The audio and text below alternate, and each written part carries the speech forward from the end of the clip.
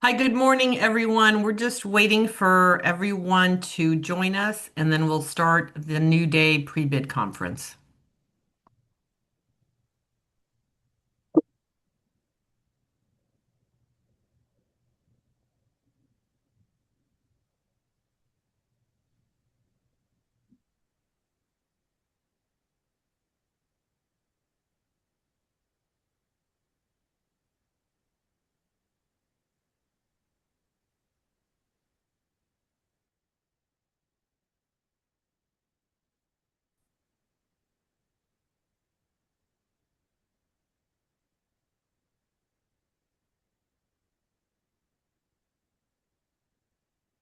Key, do we have anyone else in the waiting room? No, the waiting room is open now, so they can just join at any time. So Okay, wonderful. is it? Well, welcome to the New Day Pre-Bid Conference. My name's Maria Juarez-Stouffer. I'm the Chief Program Officer at the Children's Services Council. We have a information-packed session for you. Please note that after this session closes, you are able to submit written questions in the CAP system, and we'll incorporate the questions you ask during this live session with the questions submitted after the session closes and create a question and answer document that'll be posted in the CAP system. We strongly encourage everyone to go to the CAP system to review that document. If, as we're developing the answers, if there's additional information that would help you, we will add it to the Q&A document. So the Q&A document is the most updated document for you to look at.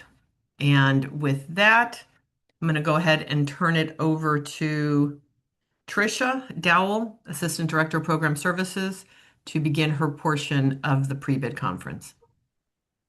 Thanks, Maria. Good morning, everybody. I'm just going to go over some general information about our procurement process.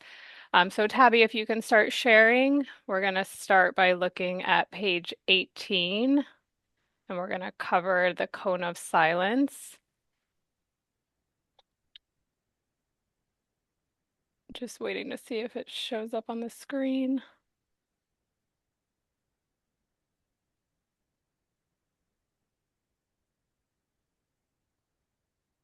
Are you guys seeing the document? No. No. Tabby, maybe try unsharing and then share again.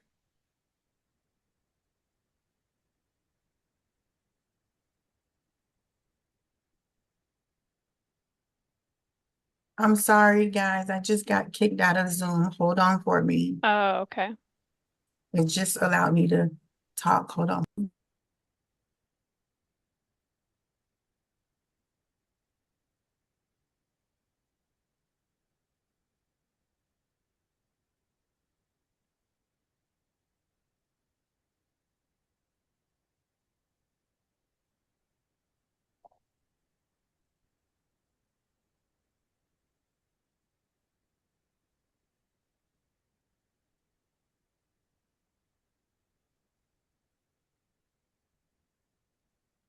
All right, Tabby, while you work through that, I'm just going to go over my part because you guys can follow along with your copy of the procurement.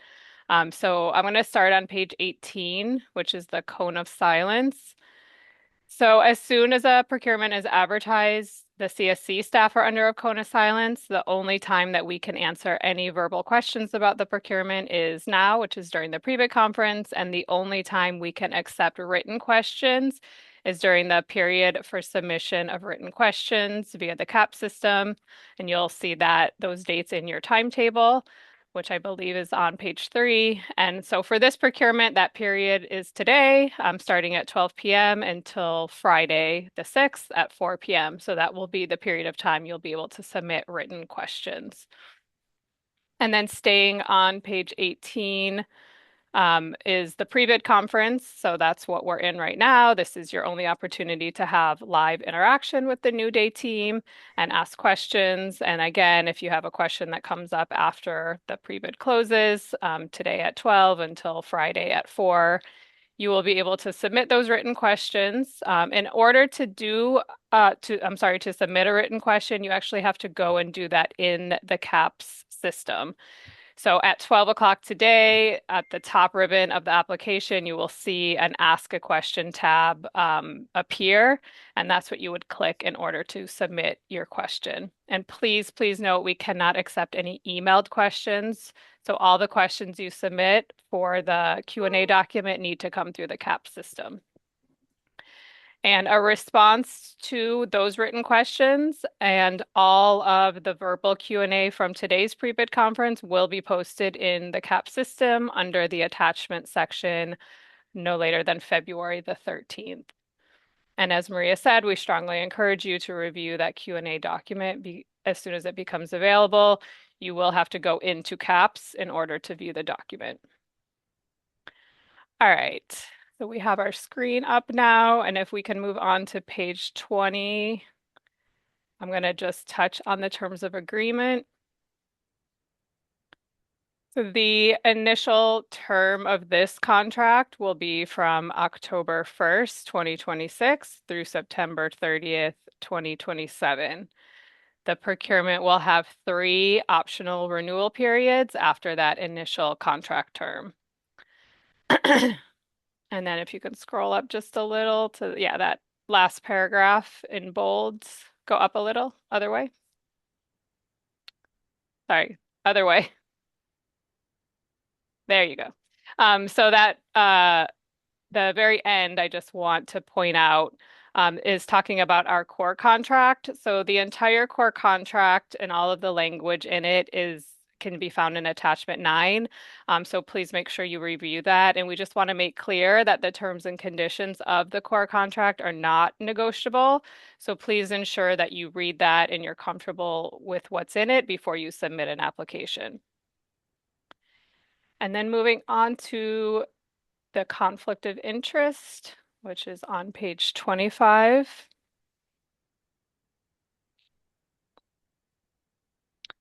So if you do believe that you have a conflict of interest as an applicant, you must disclose the existence and the nature of the conflict to us. So in the actual application for funding, when you're going through and answering those questions for your application, there is a specific question that you'll have to answer about conflicts of interest, and it'll go into further detail about what a conflict is. So that is where you would disclose any of those potential conflicts. And moving on to the application rating tool, which is on page 27. So the rating tool is what the raters receive and what they use when they're rating your application. So we always recommend that you review that rating tool and compare it to your answers and ensure your answers are within the parameters of the rating tool. So for this procurement, there's 2 rating tools and they can be found in attachment 2 and attachment 4.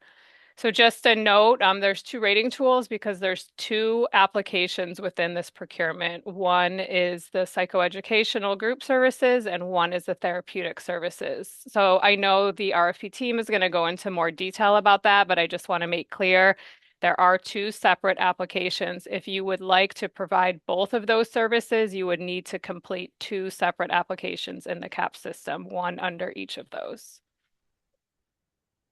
And now we're going to skip back up to page 19, and I just want to touch a little bit on our CAP system.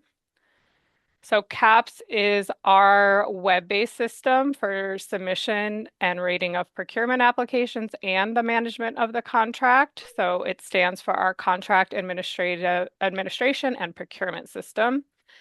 There is a video available on the CSC website, and there's also a video under the attachment section about how to navigate the system and how to complete your application in the system.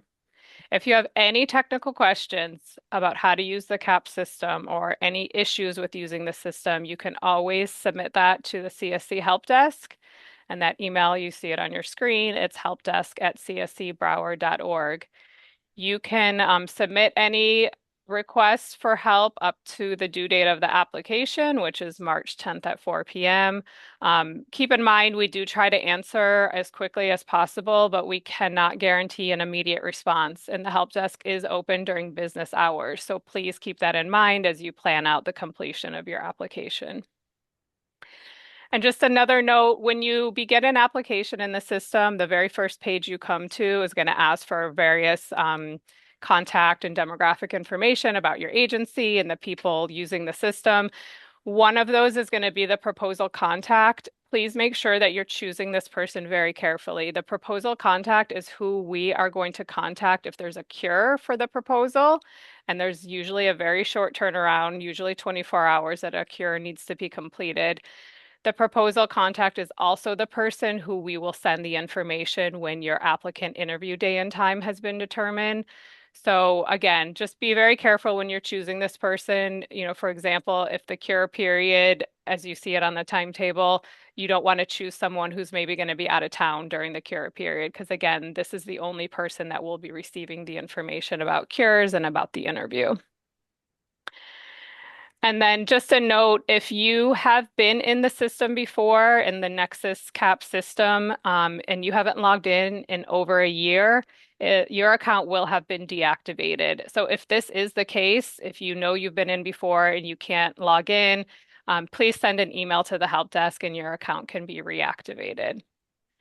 And then just one final note, if you start an application in the system and you decide at any point that you are not going to move forward with the application, you do have the option to cancel that application in the system. And I only recommend that if you're 100% sure you're not moving forward, because if not, you will continue to receive emails. So throughout the process, we send lots of various reminder emails and, when there's addendums, when the Q&A gets posted.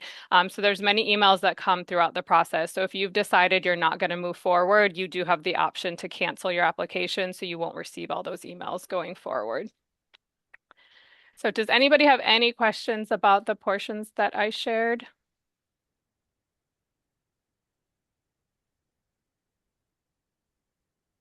I'm not seeing any hands. So Sarah, yes, you have a question? Good morning, and this might be something that you haven't gotten to, so I apologize if I'm moving forward.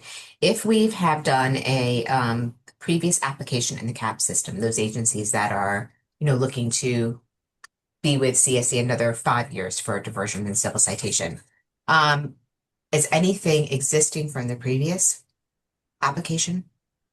It will exist on your end, so it's not going to transfer over. So if you go to start an application, you're not going to have any content that you put in a former application. But if you log into the system and go to the CAPS tab, you should be able to access your your previous application. And then if you want to cut and paste over from that, you would be able to do that. Great, thank you. You're welcome.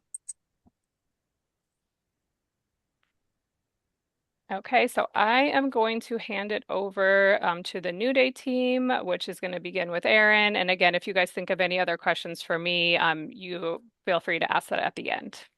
Thanks. Okay, thanks, Trisha. Okay, we're going to see if we can get our screen sharing happening.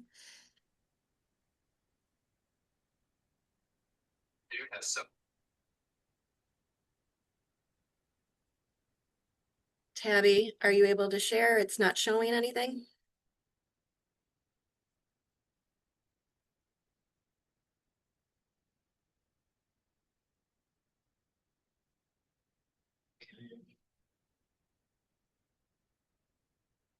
Cute. Nope. All right. If whoever was sharing earlier is able to share, I'd love for you all to bring up the timetable on page 3. And if I didn't introduce myself, excuse me, my name is Erin Byrne. I am the Assistant Director of Program Services that is responsible for this line of service. So welcome, everyone. Okay.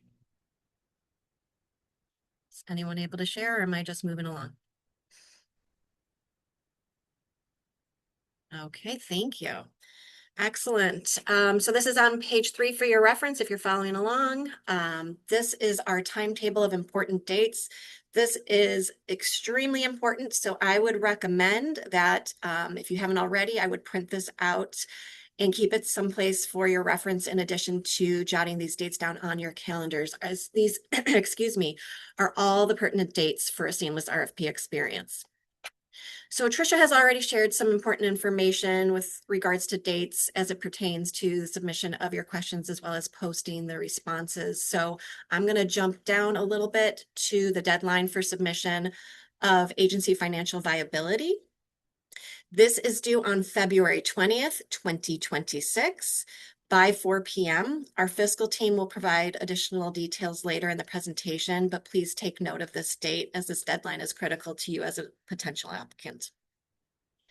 The next important date that I'm going to share with you all is the deadline to submit your application via CAPS. These are due March 10th, 2026 by 4 p.m. Again, this is another critical deadline. We do strongly encourage you all not to wait until this deadline to submit in case there's any technological difficulties on the day of or life challenges, etc. So if you are able to, we do encourage early submission. But again, just please note that these are due by March 10th, 2026 by 4 p.m. Unfortunately, if you submit at 4:01, you have missed the deadline. So please take note of that date and time. The next important date that I'm going to share with you all is the cure period, and that will occur between the time frame of March 11th, 2026 and March 16th, 2026. As Tricia mentioned earlier, please take note of who your agency application proposal contact is, because any notices will be sent via email to your application proposal contact. The next important deadline are applicant interviews. These will be held on April 22nd and 23rd. These will be held in person at our CSC offices. As the dates get closer, you will receive your scheduled date and time for your agency interview. But for now, we're just asking that you please hold both of these dates to ensure your agency's availability for the applicant interviews. The councils will be presented to our award at, the awards will be presented to our council at our council meeting on May 21st, 2026. And then contract negotiations will begin quickly thereafter on May 22nd, and all contracts will be effective on October 1st. So again, strongly encourage that you all print out this timetable for your team that's responsible for working on your applications. Okay, so we're going to move along to page 5, and we're going to discuss who may apply for the New Day procurement. Thank you. So for New Day, CSC is inviting applicants with specific expertise and experience in the provision of trauma-responsive diversion and civil citation programming for youth and families involved in the juvenile justice system to submit applications for funding. Applicants may be nonprofit organizations, they may be for-profit organizations incorporated or qualified to do business in the state of Florida, or they may be governmental entities. Okay, we're going to move down to page 6, please. And I'm just going to review our statement of desired community results. For all of you, our New Day programs fall under Service Goal 3.2, which is to reduce the recidivism rate of low-risk juvenile offenders who are at low risk to reoffend and prevent the escalation of crime. And the desired outcome is that youth are free from involvement in delinquent acts, violence, and other problem behaviors. So for the New Day programs, we are seeking proposals for programming for youth that will implement evidence-based services to prevent deeper system involvement, reduce recidivism, and promote long-term behavioral change. We're also looking for programming that will deliver highly structured diversion and civil citation services with interventions that decrease the likelihood of reoffending. We are also looking for programming that will ensure all aspects of service delivery reflecting a trauma-responsive approach. Programming that will ensure equitable access to diversion and civil citation programs by tailoring services to meet the diverse backgrounds, experiences, and needs of the youth and families served by these programs. And lastly, we're looking for programming that will ensure countywide access to diversion services by establishing conveniently located sites for youth and families. You'll scroll down just a little bit for me. I'm going to just provide some information regarding the budget for these programs. We are expecting to budget approximately 4.1 million for New Day programs for fiscal year 26-27. We do anticipate multiple awards to ensure we have countywide access to these programs. And as Tricia indicated earlier, I do want to just highlight again the importance that agencies may submit proposals for either psychoeducational group services and or therapeutic services. So if you are proposing more than one program type, you must submit a separate proposal for each program type using the appropriate application for funding. Are there any questions about anything that I just went over before we pass it to the next presenter? I'm going to just look really quickly. Nelson, do you have a question? Yeah, I just wanted to see where can we get this document that you guys are sharing the screen with? Because I never received that. Tricia, you want to answer that? Yeah, sure. So when you go to the CSC's homepage, you're going to see an advertisement for the New Day RFP, and then you'll just kind of follow the links. There's a link to click to apply, and once you go into the application, all the documents are available there. And at the very end, I'm going to share my screen again and kind of go through that process. Okay, no problem. Any other questions?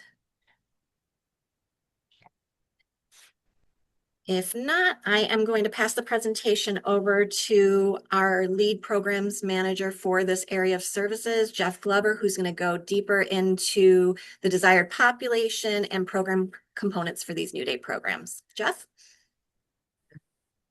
Thank you, Erin. Tabitha, Tricia will share. Yeah, Tabby, I don't think it's working still, so I can share for Jeff's part.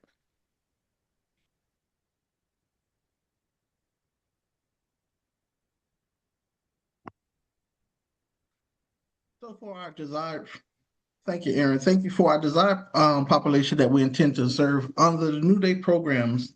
Under this RFP, we will serve low-level juvenile offenders who reside in Broward County through the age of 17 at the time of offense by providing services to both diversion and civil citation referred youth.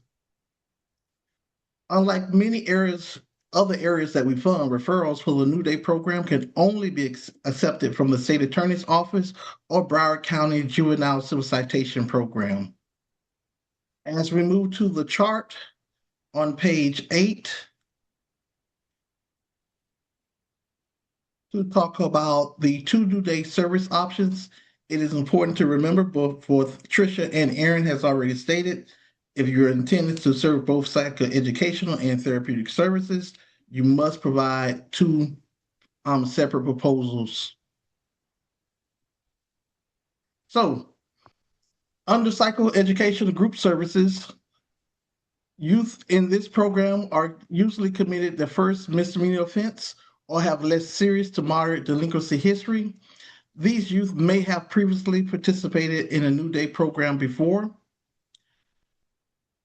These youth usually are low to moderate risk young people, and they also have high protective factors. The minimum length of stay in the program is usually about 45 days with up to 90 days. And the primary service components that these young people will receive is psychoeducational group services, case management, and restorative justice conferencing. Under therapeutic services, these young people referred to this program usually have more serious delinquency history. They usually have behavior and mental health concerns, including individual and family trauma histories. They may have previously participated in New Day programs or have multiple offenses. These young people usually have significant risk factors that includes the need for more intensive intervention, and they have fewer protective factors. Usually the minimum amount of stay in this program is a minimum of 90 days with an average of being 180 days. The primary service components usually are individual and family counseling services, case management, restorative justice, as well as any additional service requirements, any additional services as required by the model. Please pay special attention to the note at the bottom of page 8 that talks about the examples of evidence-based or promising program models, and Shira will speak more about the research on this a little later. Moving down into our program requirements and components. Please review this section to ensure that you're able to meet the expectations of each service options identified. Understand that New Day is a very structured program. Youth participation is required for the legal case to be dismissed upon successful completion. Because these programs have legal implications, there are certain items that must be completed. A waiver of speedy trial may be one of the most important requirements for New Day. A waiver must be executed by the state attorney's office referred youth. Civil citation waivers are usually completed by the law enforcement when issuing the civil citation. An initial assessment is completed prior to admission to the program. This assessment helps determine the program that the youth is assigned to from the referral source. It's important that the youth receive the right services from the right program. Each youth must receive a minimum of 2 contacts per week, one which may be in person. All young people are required to complete a minimum of 10 community service hours per month. Youth participating in hands-on learning experiences at the same time giving back to the community in which they live. All service opportunities must be both educational and meaningful. Using the restorative justice process with cases that requires restitution, the program must develop a payment plan for collecting and distributing restitution payments.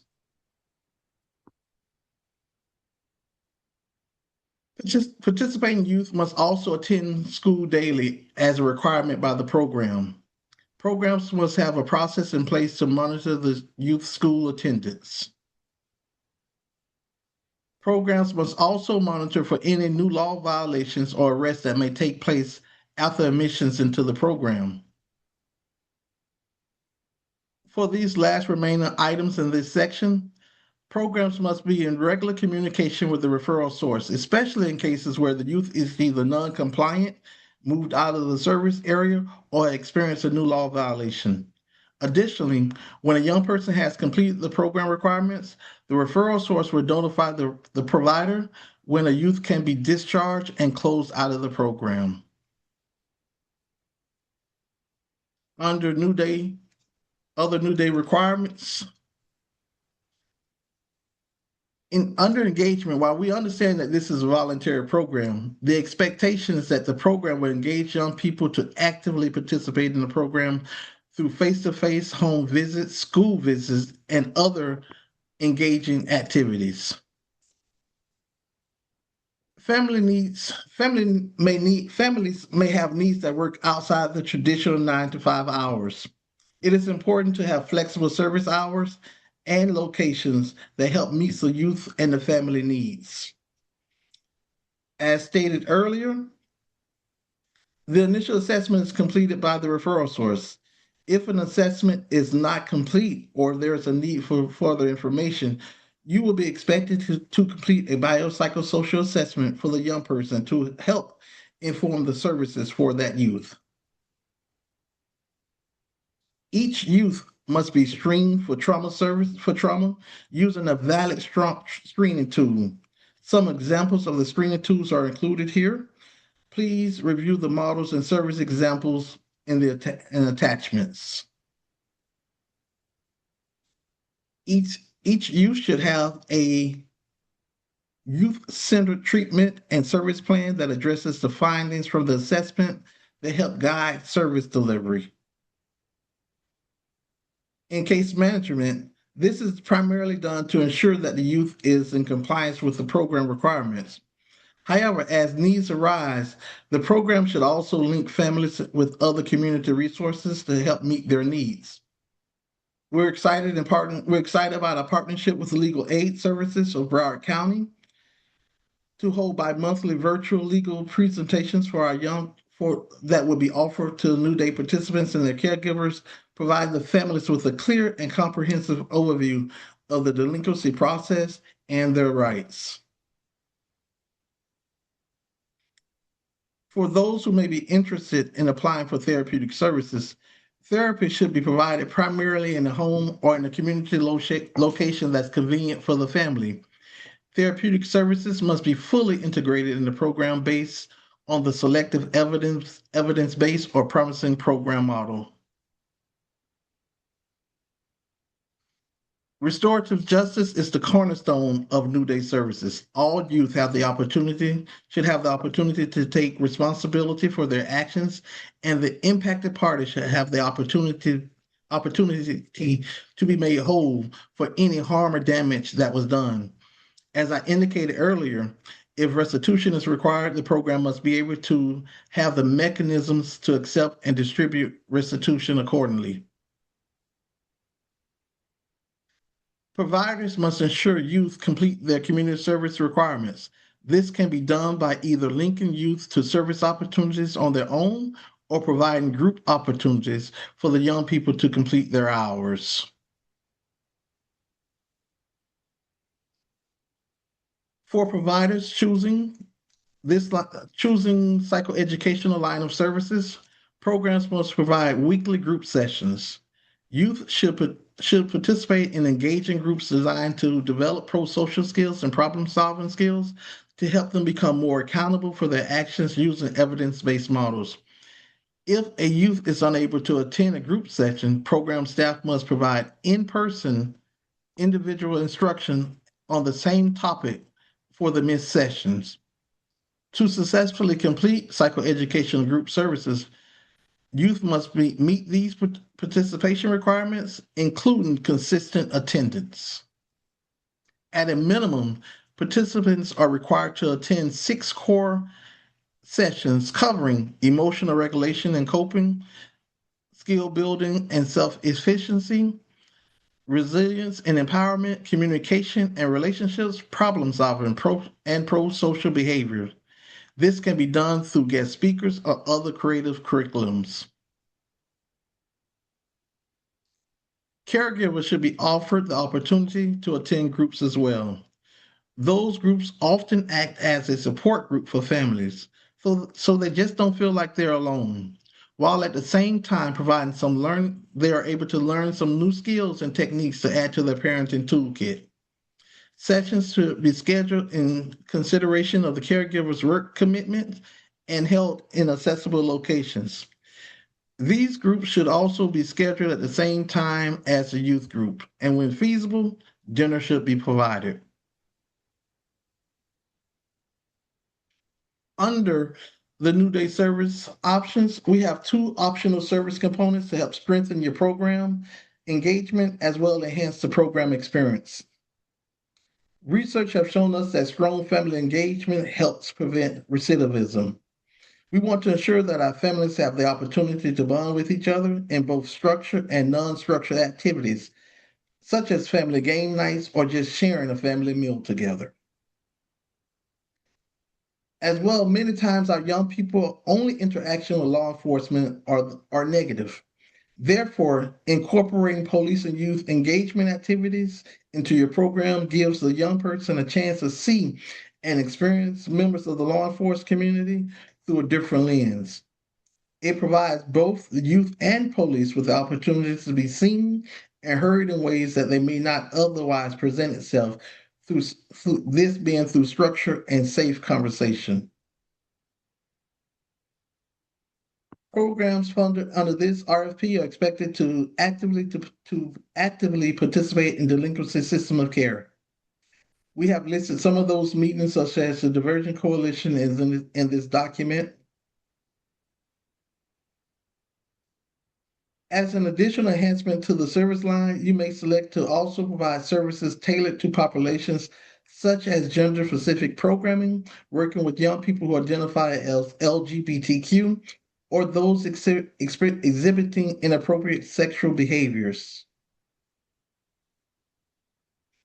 As we move down into our staffing requirements, we want to ensure that we are recruiting highly effective, highly qualified staff, and then provide them with competitive wages for the work that is being done.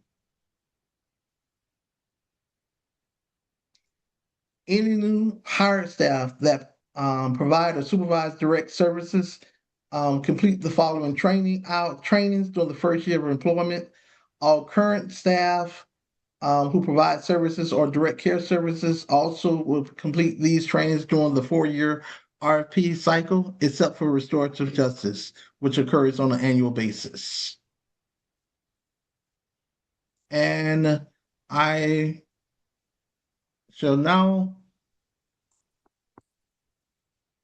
turn it over to, are there any questions? I apologize. Are there any questions for me?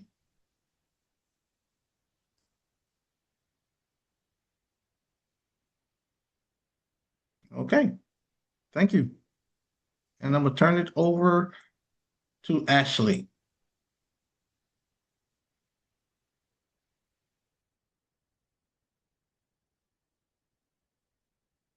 Morning, everyone. Just give me one moment.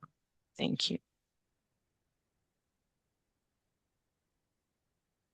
Perfect. Good morning, everyone. My name is Ashley Cole, and I'm one of the assistant directors in the Research and Planning Department. I'm going to provide an overview of the performance accountability section. You can read these sections in more detail on page 16 through 18, as well as in attachment 5, which contains the proposed performance measure matrix. We use results-based accountability as a model to evaluate our programs. It's founded on 3 questions. How much did we do? How well did we do it? And is anyone better off? We also view the data collection cycle as an opportunity to learn and improve services while doing the work. The performance measure matrix in attachment 5 outlines the proposed components to be assessed for psychoeducational and therapeutic services.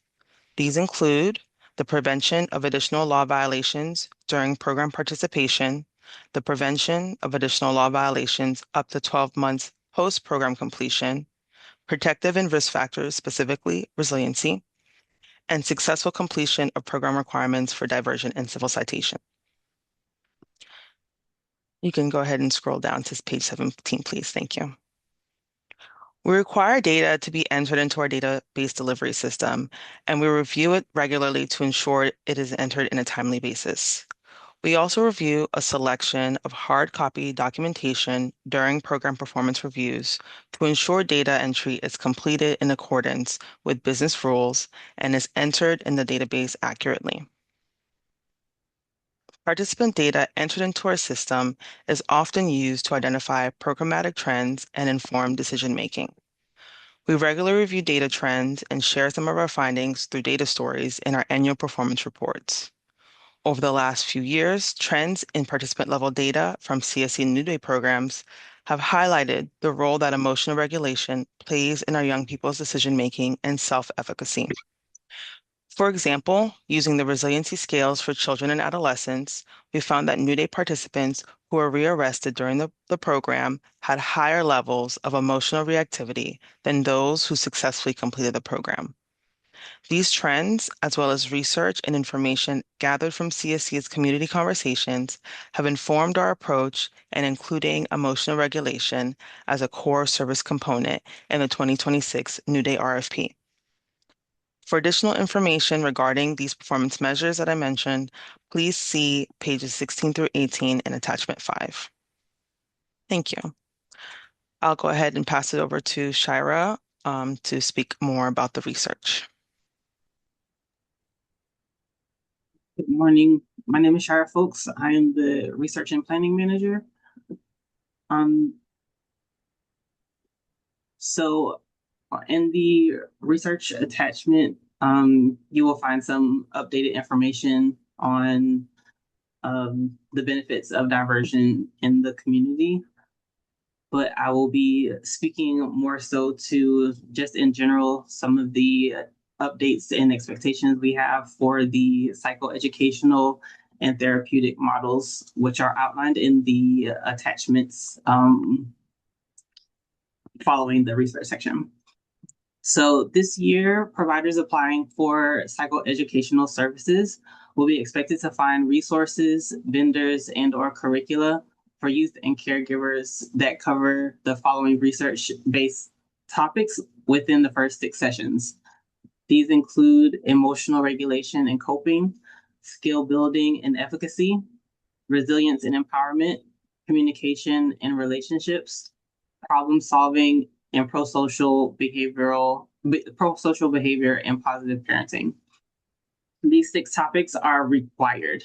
If a participant is engaged beyond 6 sessions, providers must justify the exploration of other topics appropriate for the participant and their family.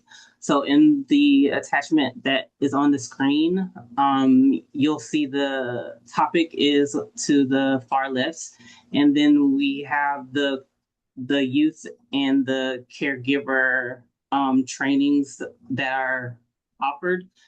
We wanted to kind of parallel the youth and caregiver training so that you can see succinctly how the different offerings for the 2 populations connect. And although we do provide some options within the attachment for the resources, you are welcome to find other resources and include that in your proposal. In regards to the therapeutic model, based on programmatic feedback that youth are experiencing deep and behavioral concerns, research supports additional therapeutic model for New Day, which is dialectical behavioral therapy, or DBT as it's more commonly known. We recognize that DBT is a very expensive model that requires rigorous training and certification. So we are allowing providers to participate in DBT-informed trainings. These trainings must include the core principles listed across from the DBTA Essentials model that is on the screen now. As a point of clarification, DBTA is listed because it is appropriate for youth, typically age 12 to 18, who have been identified as having these serious behavioral concerns. However, any therapeutic model that is proposed and is not specific to adolescents must be modified to cater to the youth and/or adolescent population being served. So regardless of any of these therapeutic models, including the page before this one, we want to make sure that you are modifying it to the 12 to 18 population. So you see there are links here. Again, this list is not exhaustive. So if you do find some options that are not in this list, you are more than welcome to explore those. And again, include that in your application. We also want to make sure that you understand that you are able to do the on-demand virtual trainings as well as live virtual trainings if that's something that suits your program better. Any questions about the research?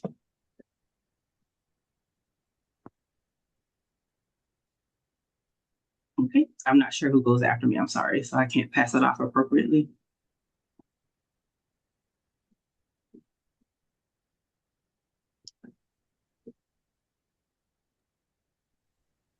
So thank you, Shira. After Shira comes Mina.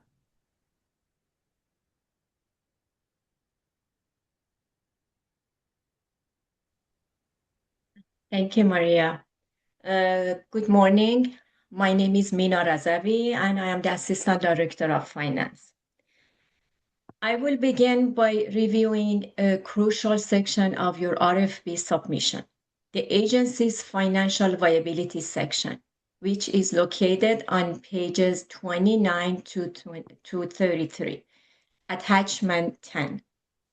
Your agency's most recent audited or reviewed financial statements that cover the latest fiscal year end must be submitted in caps before submitting the RFP application. The financials must be submitted by February 20, 2026 by 4 p.m. Based on the audited or reviewed financial statements submitted, CSC will perform the financial viability test, which determines the maximum funding that may be awarded to an agency. Before we continue, let's explain the difference between reviewed and audited financial statements, pages 29 to 30. Agencies with annual revenues greater than $500,000 will provide an audit conducted in accordance with generally accepted auditing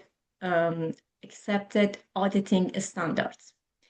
Agencies that have less than $500,000 in annual revenues and have not been audited by a Florida CPA should submit financial statements that have been reviewed by a Florida CPA, regardless of how long the organization has been in existence.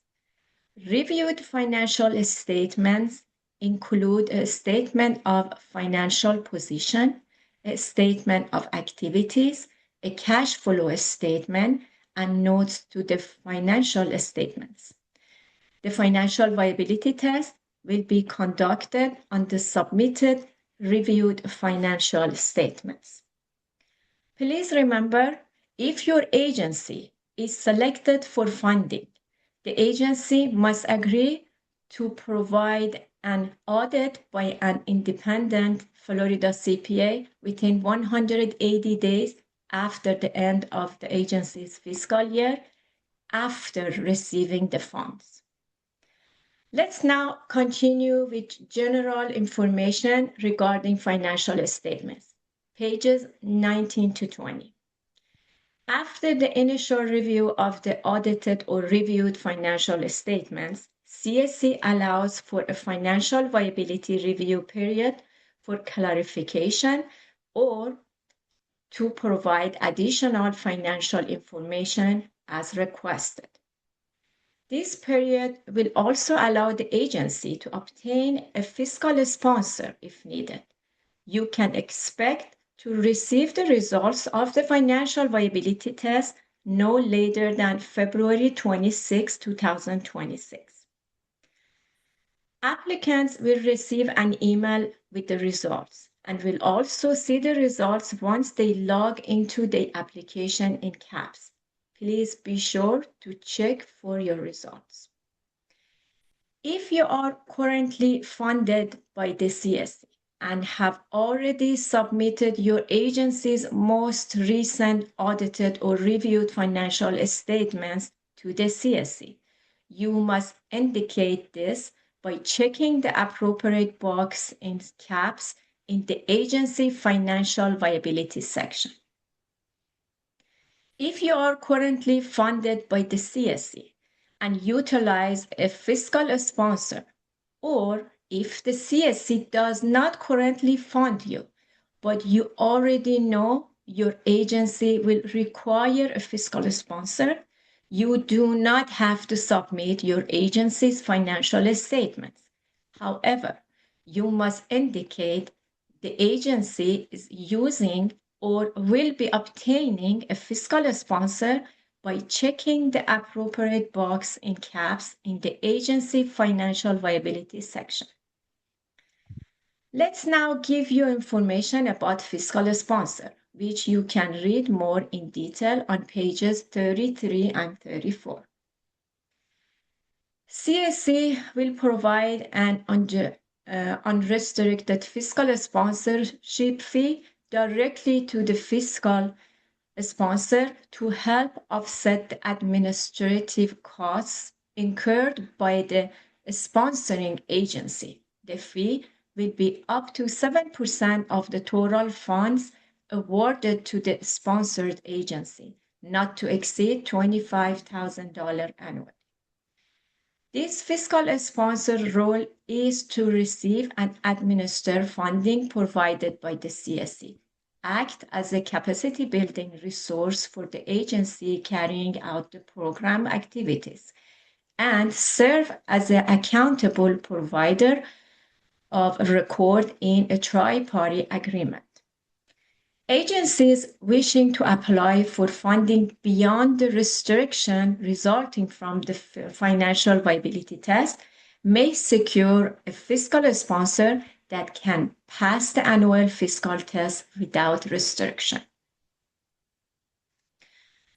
Now let's review startup expenses. Page 21. You may include startup expenses in your budget. Startup expenses are budget items needed in advance to prepare and start the program.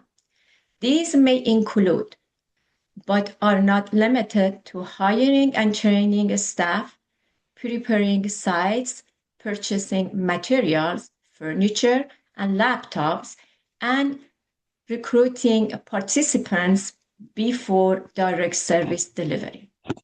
Expenses must be fully utilized by the end of the first 90 days of the contract period. Let's now discuss units of service.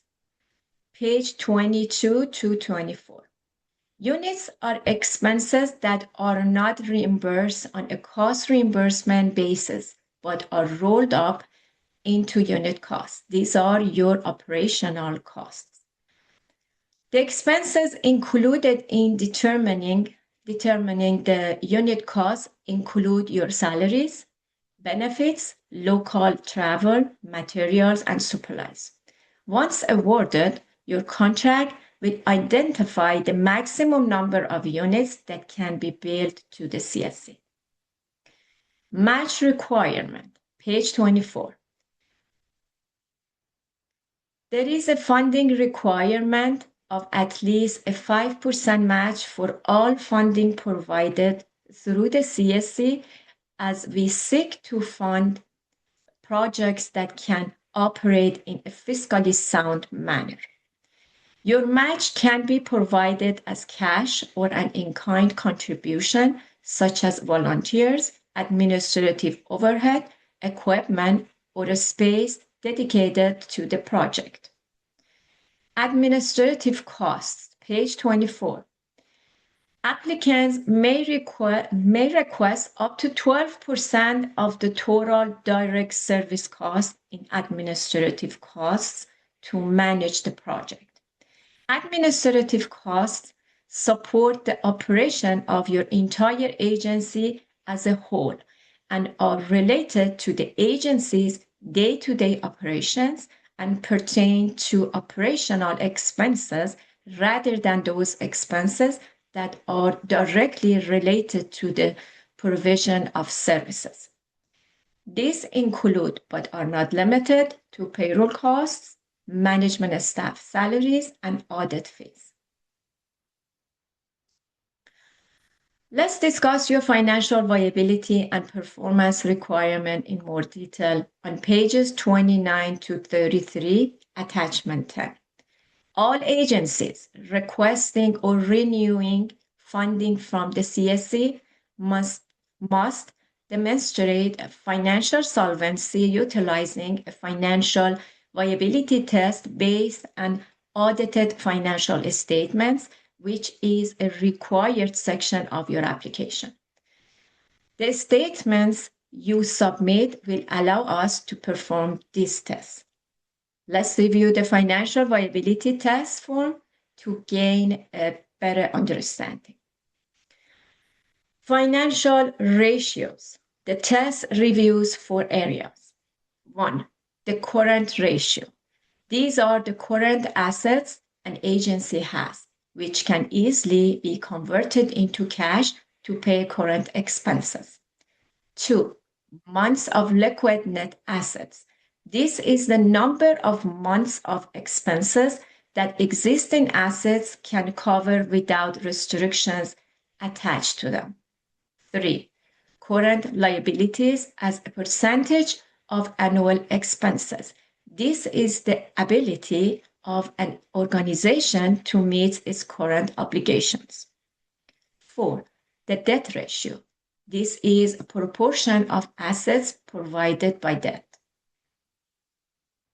Once the total points are calculated, the final score will determine the maximum level of funding that may be awarded to an agency over the CSC fiscal year.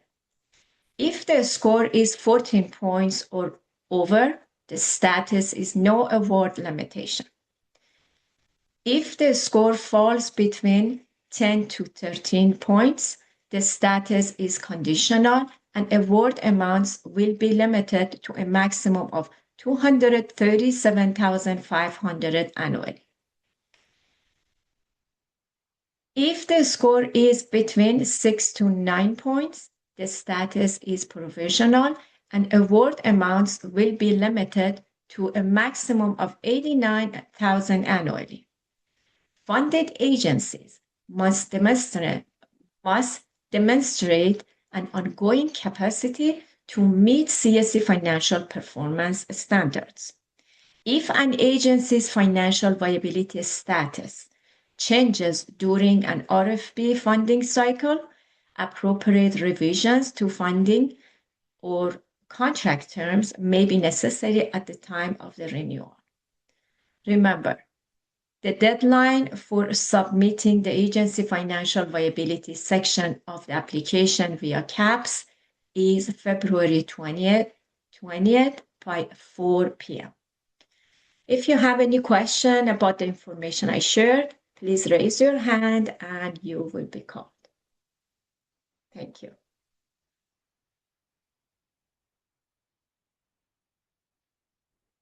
I don't see any hands. I hope I'm not missing. Okay, if there is no question, I'm going to turn it to Kyle.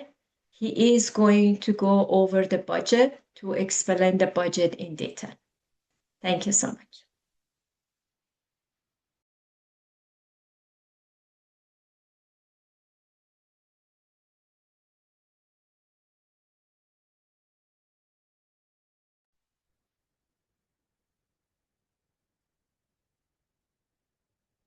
Kyle? Kyle, you're on mute.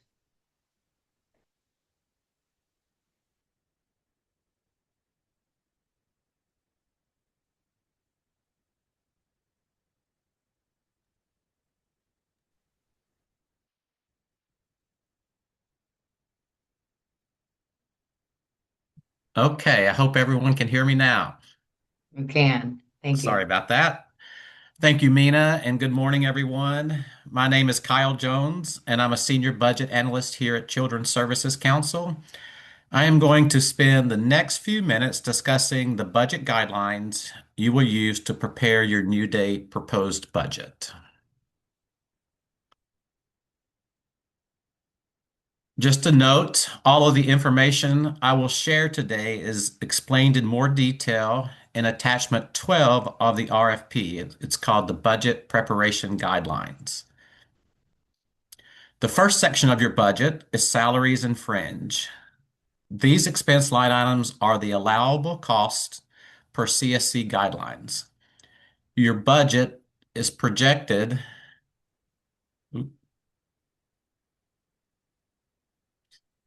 Sorry, I'm going to the next slide. You still see the first one? Yeah.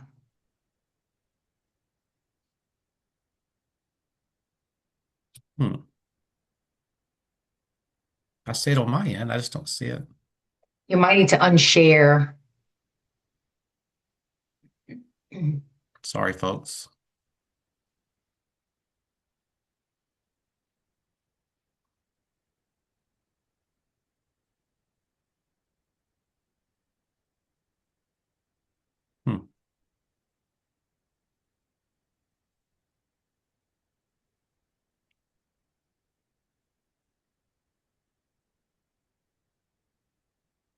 There we go. There we go. All right, I'm gonna get this. I'm going to start all over on this slide. All of the information I will share today is explained in more detail in attachment 12 of the RFP, Budget Preparation Guidelines. The first section of your budget is salaries and fringe. These expense line items are the allowable costs per CSC guidelines. Your budget is a projected framework of the cost to operate your New Day program. All fringe benefits in your proposed budget will only cover the employer portion of the costs. Staff retention is essential to program stability and service quality. One key strategy for retaining staff is ensuring that salaries remain competitive within the field. The current starting salary for bachelor's level caseworkers is $47,000. The starting salary for master's level counselors, therapists, and clinicians is $57,000. And all hourly staff must be paid at least $15 per hour in order to comply with Florida minimum wage requirements. Other expenses in your budget are expense line item 1200, local or out-of-town staff travel. You will list all positions requiring travel and calculate the budget using your agency's mileage reimbursement rate. Expense line item 1300, contractual services and consultants. This line item will be used for any direct service subcontractor that requires a Form 1099 at year end. Next, expense line item 1600, expenses and supplies. These will include, but are not limited to, such things as office supplies, background screenings, and IT support. Line item 1400, space and utilities. The CSC allocation costs for space and utilities may be based on either of two different methods. The first method is based on the square footage of the space used for this program, and the second method would be an allocation based on full-time employees for this program. Expense line item 8010, flex funds. These expenses include emergency financial assistance used to meet individual client needs that present barriers to program participation and success, such as bus passes or gas cards. Next, expense line item 8020, value added. The budget for this line item should cover costs for creative program enhancements that support the program's goals and improve participation and commitment.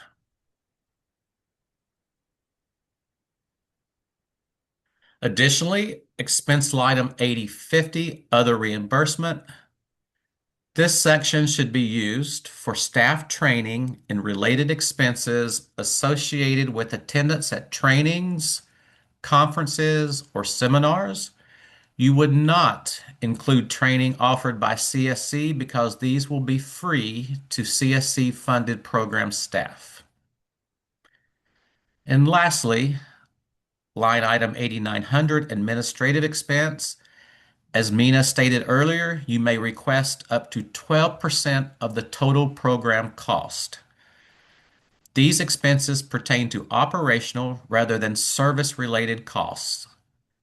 Examples in this area include financial audits, accounting activities, insurance and licenses, and administrative personnel. Finally, the required match costs. Just to echo what Mina stated, a match of at least 5% is required in your contract. It must be categorized as cash or in kind. And now I will turn it over to my colleague, Senior Budget Analyst Ileana Blanco, who will now discuss the budget form that will be used to create your budget. Good morning, all. Go. Today, we're reviewing a sample budget prepared in the CSC budget form contained in your RFP. This form was created to provide efficiencies and meet the CSC budget development requirements. The two-tab form is specifically for agencies applying to the New Day RFP. The form was designed in Microsoft Excel, and it contains built-in formulas that perform calculations for you. The form is not locked, meaning that formulas may be rewritten, adjusted, or even deleted. The multi-tab budget workbook contains the Program tab and the Startup tab. Let's dive into the Startup. To fully operate the program, applicants may request a startup period to hire and train staff members, purchase materials, and begin recruiting. Expenditures associated with this initial phase should be included within the startup budget. It is expected that startup costs will be minimal for proposals awarded to providers that are already funded by CSC.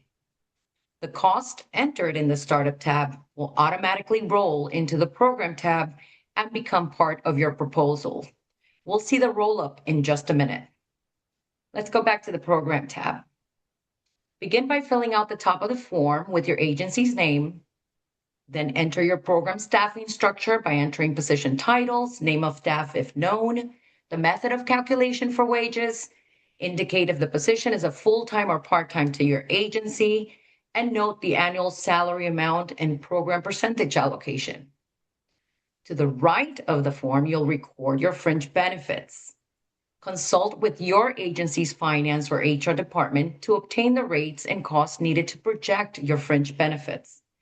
The form is set up to round all calculations because cents should not be included in your proposal. Try to avoid breaking formulas, but if you do, you can always rebuild it. The second half of the form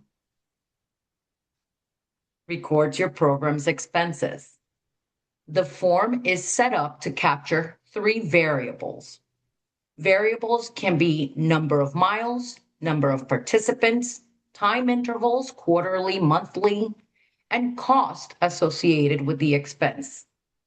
Again, the form is set up already to calculate and round to the nearest dollar.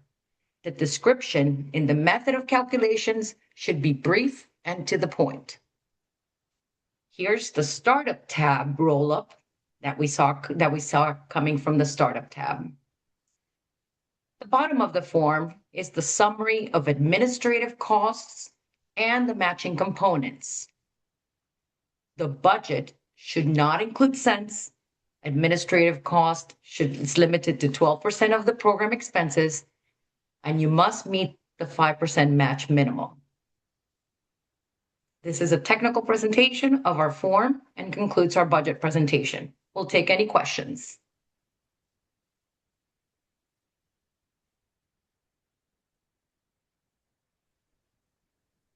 Thank you. I'll hand it over back to Tricia. Thank you, Ileana. So I'm You're just welcome. gonna briefly share a couple more things as I had mentioned. So in order to be able to access the New Day RFP, if you go to the CSC Broward website, you're going to see this scrolling banner here. It's actually the first one in the banner. And you can click here for more information. Alternatively, if you go under the providers and then how CSC funds, you can also see procurements and funding opportunities here. So there's multiple ways you can access it. And once you get down to here, it'll ask you to apply. You're going to click this button here. That will take you to the CAPS screen, and you're going to see the 2 applications that are available to you. So New Day Psychoeducational Group Services, and then the New Day Therapeutic Services. So you would click on whichever one you're applying for, and here you can see all the attachments that we've been talking about. The document we've been going through today is here, which is the RFP with all attachments. Any documents that you need in their original form are here as well. So these are the financial viability test, the budget form template, and then the sample budget all in Excel. And then the video is here as well for how to apply. And then I'm sorry, when you're here, you would click here or here, either one, to start a new application. And that would take you to that first screen that will ask you for some demographic information. Once you go through that, I just wanted to share, once you already have an application started, I know Mina talked in detail about the options available to you for the agency financial viability section. So this is the section that is due on the 20th, February 20th at 4 p.m. So it is due earlier than the rest of the application. And these are the 4 options that are going to be available to you. So I'm just going to start with the bottom one. As Mina mentioned, if you already know you need a fiscal sponsor, you don't have to submit your agency's documents, but you would have to click this button and then submit this section by the 20th at 4 p.m. If CSC already has your agency's most recent audited or reviewed because you currently are a provider, you can click this button. So you don't have to reattach your documents. You can simply click this button as long as you know for sure that CSC does already have your most recent audited or reviewed financial statements. This would be the option you would choose. And then these 2 options here are either audited or reviewed. And what you would need to upload here would be based on what Mina reviewed as far as your your agency's revenues. So if you click on audited, it will just briefly go over your agency has to have $500,000 or more in revenue, and then it will pop up for you to actually upload the documents here. If you're someone that would fall under the reviewed statements, which would be agencies less than 500,000 in annual revenue, then you would choose this to the reviewed, and then you would get another pop-up to attach your files. Just note, if you click next or save and continue later and you haven't marked this section as completed, it's not going to submit the section. You can go on and work on other parts of the document, but in order to submit this section, you do have to click that it's completed. So once you've made the appropriate selection, that is final, you would click that, and then whether you hit next or save and continue later, it will submit that section. And then just note, you cannot recall it or modify it once you've completed it. And again, it is due by the 20th at 4 p.m. Okay, so I'm going to hand it back over to Maria to close this out. And if anybody has Michael any other Stouffer. questions, please raise your virtual hand or come off mute if you guys have questions about anything that we shared today. So before we close out the pre-bid conference, are there any questions? You will have the opportunity beginning today at 12 to submit written questions in the CAP system, and that opportunity ends February the 6th at 4 o'clock. So if you don't have any questions now, I would encourage you to review the RFP again.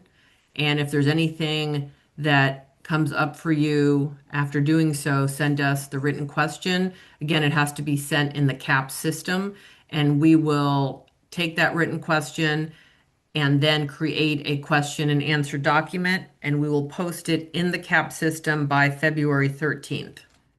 And I see, Sarah, you have a question? Good morning, I do. Nice to see you. I'm asking about, you know how, I guess before, I think it was a conversation we had during the last RFP of what, at least when the JAT was going to give recommendations to Dennis for young people that are offered diversion for the state attorney's office, are we still at the same point? Because I'm reading a lot about the emotional regulation, which I agree with, about what attributes or what risk factors there are to delineate between a young person that's psychoeducational and those that are therapeutic. And say you have a young person that is therapeutic, but they're already in therapeutic services, would they then go to psychoeducational as opposed to therapeutic services unless the therapy was being provided by one of the diversion therapeutic providers? So I still think there's a lot of gray area in that, and I would love for it to be delineated just so we're all on the same page, because I don't want to make an assumption that we're on the same page because it was 5 years ago. And of course, looking at the RFP differently now and wanting to make sure we have emotional regulation in there. And then where are we as far as substance goes? Is there a therapeutic agency if the young person is using substances at all, or whether it's a moderate to severe diagnoses, as opposed to, so I would love a little bit of clarification, not only for us, but I'm even thinking about the young people that are going through civil citation because they don't have the benefit as of right now of getting the JAD assessment. So this probably won't surprise you, Sarah, but we're going to answer that in writing. Okay. That very convoluted question. No, in it's a writing. good question. Right. And we want to give thoughtful analysis to it and answer it in writing. Okay, thank you so much. You're welcome. Are there any other questions?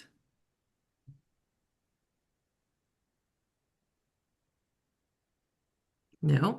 Well, again, you will have the opportunity to submit written questions. That opportunity opens up today at noon. And by February the 13th, we will have the question and answer document posted in the CAP system. So I want to thank you all for joining us today. I hope that by the lack of questions, it means that we nailed it in the procurement and we proactive and figured out what you might need more information on and included it in the procurement documents. So there's no other questions, and we'll go ahead and conclude this meeting. Thank you so much. Thank you all for having us. Have a great day. Thank you.